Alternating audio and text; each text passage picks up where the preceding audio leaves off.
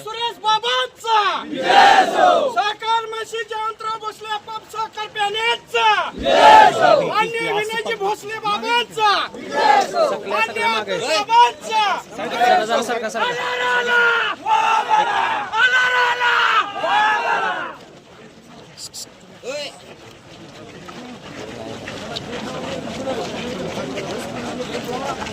मान्य सुरेश बाबांचा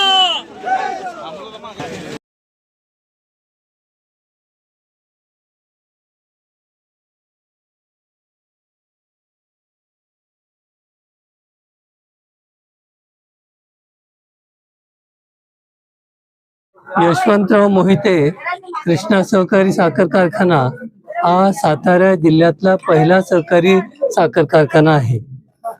आज 65 वर्ष झाली तरी महाराष्ट्रातला एक आदर्श कारखाना म्हणून त्याची ओळख आहे। आज ह्या इलेक्शनला जात असताना गेल्या 5 वर्षामध्ये सभासदांच्या जेवढ्या अडचणी होत्या त्या सगळ्या सोडवण्याचा प्रयत्न झालेला आहे। ऊस लवकर जावा म्हणून कारखान्याचं एक्सपान्शन झालंय, नूतनीकरण झालंय, विस्तार झालेला आहे आणि याच्यामुळे सभासदांच्या मध्ये एक चांगला आम्ही विश्वास तयार केलेला आहे। माझी खात्री आहे की ह्या निवडणुकीमध्ये गेल्या निवडणुकीसारखं जिथं आम्ही प्रचंड मताने आम्हाला निवडून दिलं, या वेळेलाही याच्यापेक्षा काही वेगळं चित्र बघायला मिळणार नाही। उलट तुम्हाला ह्या मतामध्ये वाढच झालेली दिसेल असा आमचा पूर्ण विश्वास आहे।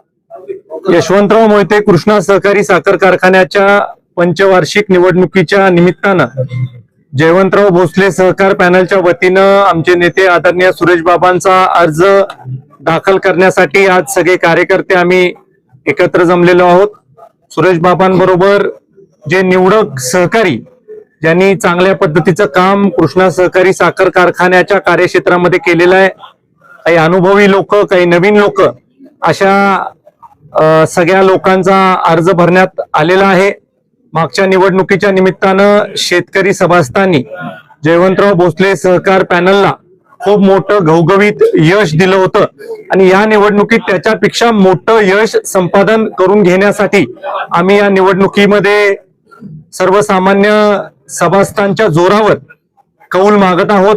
मला खात्री वाटते की ज्या पद्धतीचं कामकाज मागच्या 5 वर्षामध्ये संचालक मंडळाने केलेलं आहे त्या कामकाजाच्या जोरावर, पारदर्शक कामावर आणि त्याचबरोबर महाराष्ट्रामध्ये उच्चांकी दर देणारा, वेळेत ऊस नेणारा, जास्तीत जास्त ऊसाचं गाळप करणारा अशी एक नवीन ओळख कृष्णा सहकारी साखर कारखान्याची जी निर्माण झालेली आहे त्या ओळखीमुळं आज एक खरं वेगळं वातावरण कृष्णा कारखान्याच्या कार्यक्षेत्रामध्ये आपल्याला बघायला मिळते।